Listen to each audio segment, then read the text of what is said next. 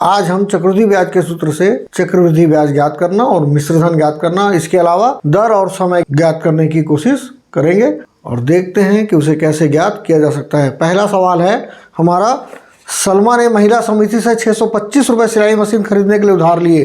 तो जितना रुपए उधार लिए वो मूलधन हो गया 625 रुपये, मतलब प्रिंसिपल 625 रुपये, 625 रुपीज़ जो है वो प्रिंसिपल हो गया। अब चूंकि दर रेट ऑफ इंटरेस्ट 8% है तो दर हम लोग R से ले लेते हैं, रेट ऑफ इंटरेस्ट वो है तो 8%, और समय चूंकि 2 वर्ष है तो समय मतलब टाइम, हम इसे टर्म भी बोलते थे, तो 2 वर्ष हो जाएगा ये। अब हमारा जो सूत्र है इसके अनुसार 2 वर्ष बाद सलमा समिति को कितनी रुपए वापस करेगी।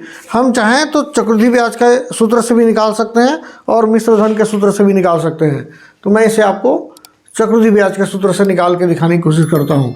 चक्रवृद्धि ब्याज का सूत्र बोलता है compound interest is equal to P1 plus R/100 minus 1, और यहाँ पर जो समय है T बोलिए उसे आप यहाँ पर लिख सकते हैं, है ना, टाइम, और पहले N भी लिखा जाता था वहाँ पर। तो P इज इक्वल टू है 625, तो आप 625 लिख लीजिए। 1 प्लस 8/100, चूंकि टाइम 2 वर्ष का है, 2 ईयर्स के लिए बोल रहा है, तो T इज इक्वल टू 2 हो जाएगा माइनस 1।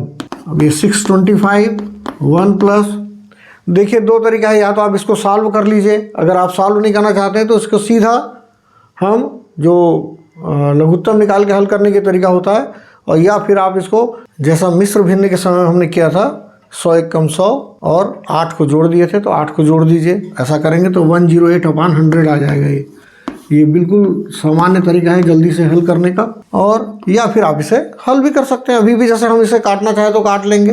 अब ये 625, चूंकि अब वर्ग आ रहा है तो बड़ी संख्या का वर्ग निकालना थोड़ा सा मुश्किल होता है, तो इसे यहीं काट लेते हैं हम लोग, और 2 पंचे 10, 2 चौक 8, 2 पंचे 10, 2 शून्य 0, ये 2 दूनी 4, 2 सत्ते 14, 2 दूनी 4, 2 पंचे 10।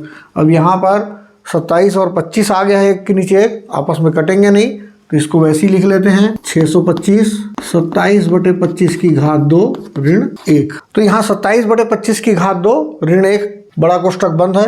अब ये 27/25 की घात 2 है, तो 27 को 2 बार गुणा कर लीजिए, 27 गुणित 27 आप यहाँ पर चाहें तो, और 25 को भी 2 बार गुणा कर लीजिए, 25 गुणित 25 रफ कार्य में आप दोनों गुणा कर लीजिए। देख लीजिए 7 सत्ते 49 की 9, 7 दूनी 14, 4 18, 2 सत्ते 14 की 4, और 2 दूनी 4 और 1 5, तो ये हो जाएगा 9, 8 4 12 की 2, 5 और 1 6 और 1 7, 729, और 25 का वर्ग 625 होता ही है, तो 625 729/625 ऋण 1 ये हो जाएगा। अब जैसा यहाँ पर धन 1 के समय किए थे वैसे इसे भी कर दीजिए, तो हो जाएगा 625 729 ऋण 625/625। मैं थोड़ा सा बगल में हल करके देख लेता हूँ जिससे सवाल पूरा के पूरा आपके सामने में रहे। तो ये हो जाएगा 625 गुणित 729 में से 625 घटा दीजिए, घटाएंगे तो आ जाएगा आपको 104/625 है, तो 625 हो जाएगा। जब हल करेंगे तो 625 गुणित 104/625 हो जाएगा। 625 काट दीजिए, कितना है आपका 104 रुपये। ये आपका आ गया है चक्रवृद्धि ब्याज 104 रुपये। इसे आप मूलधन में जोड़ देंगे तो निश्चित रूप से वो मिश्र धन निकल के आ जाएगा।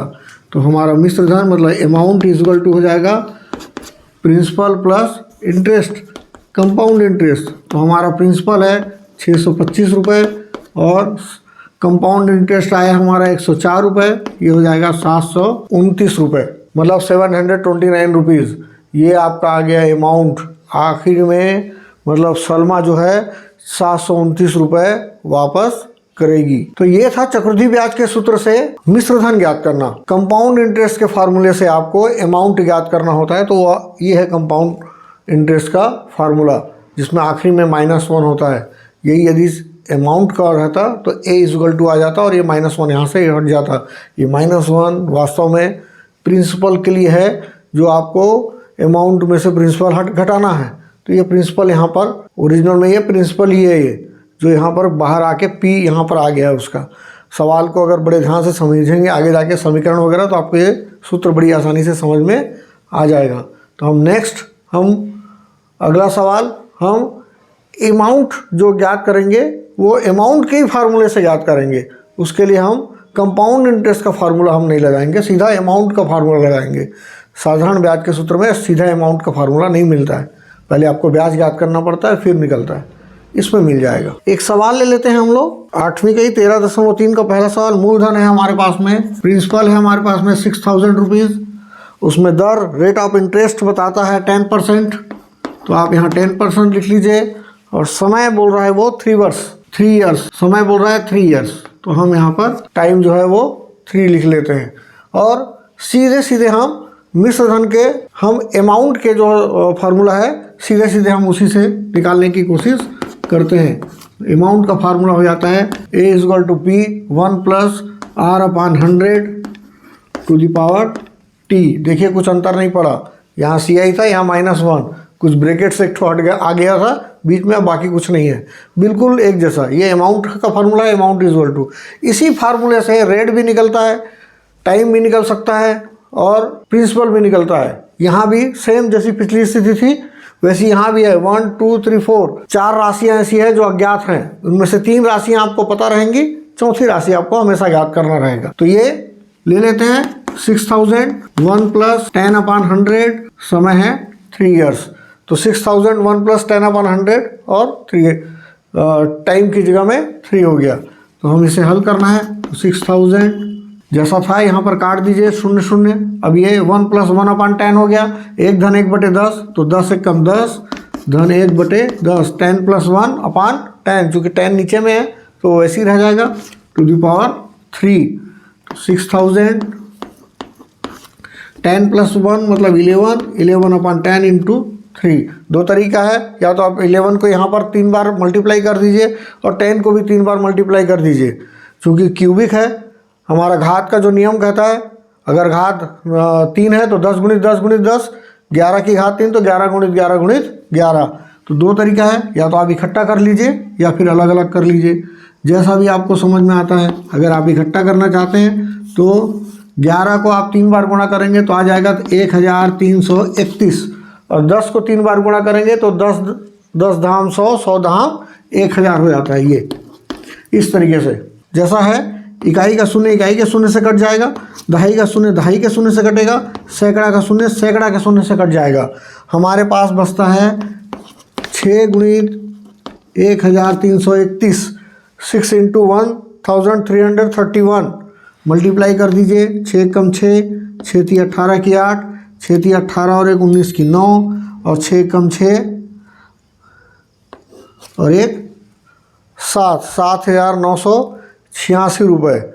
ये आपका आ जाएगा सीधा सीधा अमाउंट, और इसी अमाउंट में से आप प्रिंसिपल को सब्ट्रैक्ट कर दीजिए, घटा दीजिए, तो वो आ जाएगा चक्रवृद्धि ब्याज, कंपाउंड इंटरेस्ट, अगर आपको ज्ञात करना होगा तो हमारे पास में अमाउंट आ गया है। अगर हमको चक्रवृद्धि ब्याज ज्ञात करना है तो कंपाउंड इंटरेस्ट = हो जाएगा अमाउंट माइनस प्रिंसिपल। अमाउंट है हमारा 7986, 7986 रुपये, माइनस अपना प्रिंसिपल है 6000 रुपये।